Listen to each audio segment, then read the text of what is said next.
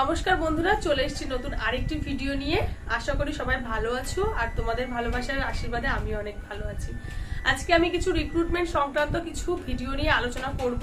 পশ্চিমবঙ্গের একটি জেলা নদিয়া জেলার কিছু রিক্রুটমেন্ট হয়েছে, সেগুলো নিয়ে তোমাদের সঙ্গে আমি আলোচনা করব। নদিয়া জেলার কিন্তু বিভিন্ন ব্লকে আশাকর্মী নিয়োগ হচ্ছে, তো সেইগুলো তোমাদের সঙ্গে বলবো কোন কোন ব্লকে কতটা ভ্যাকান্সি, কোন কোন কাস্টের এবং কি কি এলিজিবিলিটি ক্রাইটেরিয়া আছে, সবকিছুই ভিডিওর মাধ্যমে আলোচনা করব। তাই ভিডিওটি প্রথম থেকে শেষ অবধি কিন্তু অবশ্যই দেখবে, কেউ ভিডিওটি স্কিপ করবে না। তো প্রথমেই বলে দিই, আশা কর্মী হতে গেলে কি কি যোগ্যতা লাগে সেটা একবার জাস্ট ডিটেলসে বলে দিচ্ছি। তোমরা কিন্তু যদি বুঝতে না পারো, আমি ছবিটা দেওয়ার চেষ্টা করছি যতটা পারছি, আর যদি একান্ত বুঝতে না পারো ভিডিওটা পজ করে ভালো করে শুনে নেবে।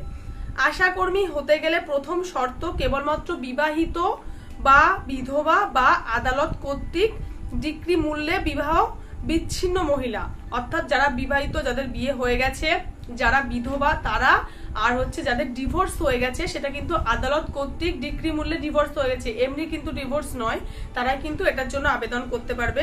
তাছাড়া আগ্রহী প্রার্থীকে অবশ্যই যেখানে ভ্যাকান্সি ছেড়েছে সেখানকার স্থায়ী বাসিন্দা হতে হবে। এমন নয় যে আমার একটা পঞ্চায়েতে আমার ভ্যাকান্সি ছেড়েছে, আমি পাশের পঞ্চায়েত থেকে সেই পঞ্চায়েতে অ্যাপ্লাই করব, সেটা কিন্তু করতে পারবো না। যেই পঞ্চায়েতে যেই জায়গায় আমার ভ্যাকান্সি দিয়েছে সেই জায়গার আমার স্থায়ী বাসিন্দা হতে হবে।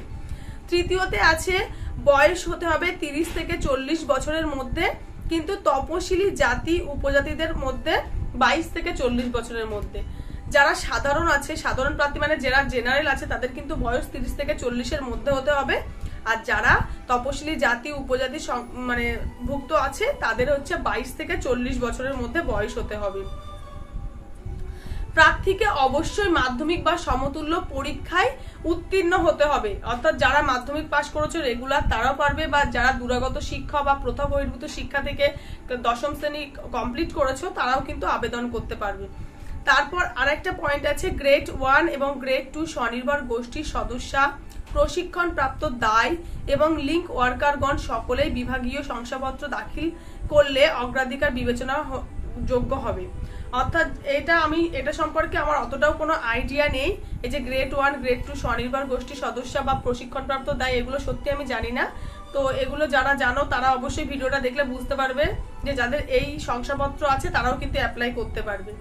অর্থাৎ এসসি এসটিদের যে সংরক্ষণের তালিকা থাকে, তাদের যদি 2011 সালের জনগণনার পর যদি কোনো কাস্ট সার্টিফিকেট বা শংসাপত্র তৈরি করা থাকে, তাহলে তারা সংরক্ষণের ক্ষেত্রে বিবেচিত হবে।